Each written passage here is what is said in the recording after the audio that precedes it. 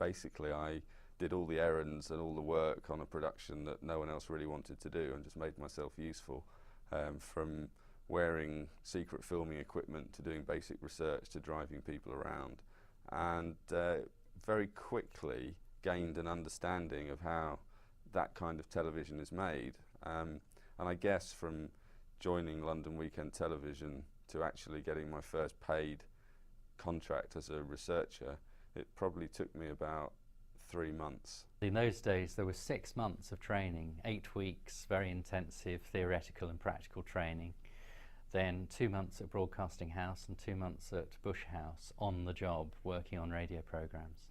Got involved with hospital radio, then community radio, found a job in Wardour Street working in a transfer bay for a music publishing company, doing tapes to send out to clients. Worked my way up reasonably quickly into working in the recording studio, got involved with bands, and then started to work on some really cool things with bands, getting involved with images, and it just developed into mixing, and now it's grown into this building we're in today. I can honestly say that in my whole career I've had a single day of training, which was in about 1994 or something like that, when I got on a presentation training course. Everything else, I suppose in the manner of an apprenticeship, I've learnt sitting by somebody else who could do it very well. Well, I joined the BBC in 1961 when everything was on film, and I was a trainee, and they taught us the nuts and bolts of the business, and the rest of it you picked up as you went along. We had 3-month stints in different parts of the BBC, from national to regional newsrooms to current affairs outfits. And that was a great training, and I was lucky to have it. In terms of training to be a producer or a director, I don't think that I advocate formal training programs for that. I think what's potentially much more useful is that production companies and places like the BBC offer a kind of supervised way of working, so people can have hands-on experience at a junior level. They're working with experienced people, but it's not a separate training program, because I think that training never really prepares you for the reality of production, which is far more complex. Anybody can use a Pro Tools, anybody can learn to use a mixing console. That's relatively easy. The hard thing to learn is how to be in an environment, in a studio environment. It's how to deal with the director. The director and the producer are arguing, you need to get something finished. How do you actually say, excuse me fellas, we've got to crack on here? It's those skills that are hard to learn, and it's those skills that young people need our help learning.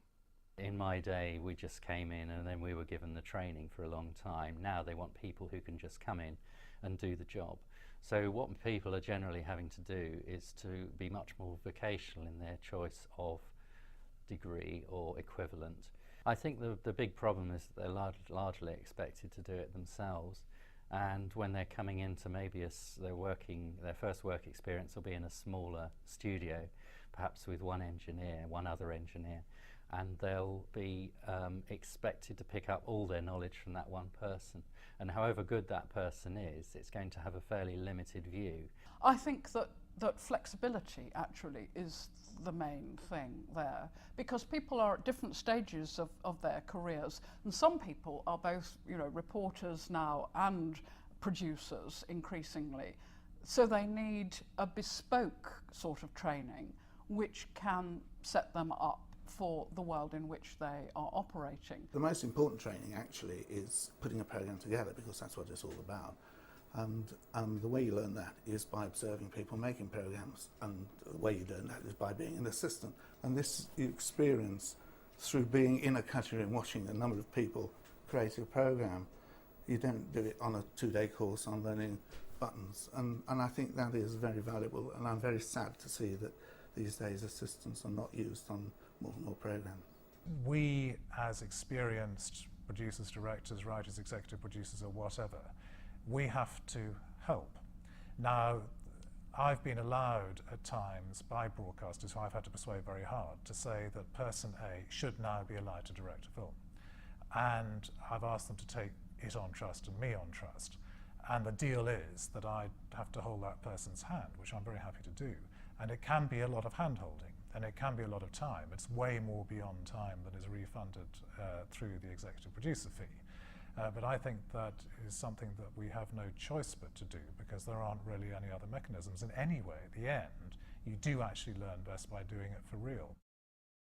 In terms of the future, the onus is obviously on broadcasters and production companies to make sure that they have adequate provision for people at entry level, that they're not abusing the system, they're not making people do meaningless tasks and making people work too hard in an area they're not learning anything. There's a quid pro quo when you do work experience. You work hard for a production, but you also in return get some kind of on-the-job training. It's not training, official training, it's experience, and that's the kind of training that you need in television. A great thing would be if everybody could get together, basically right across the industry. The BBC is no longer the kind of the trainer for everybody. It just doesn't provide that kind of training. It can't afford to. So it'd be good if there was some kind of central organisation through which everyone could get together and we could learn everything we need right across the industry. We all have to wise up to the fact that we can't just bring people in just to generate extra bodies in the building. You need to bring people in, make them useful quite quickly, absolutely, because we all run, businesses. But we really we must be obliged to train them correctly, to mentor them. They've got to feel safe, they've got to want to stay in the business. No one leaves this company unless they, move to Australia. But I think that's really cool, and they just develop real craftsmanship. And I'm very proud of all the people we've brought through the system here.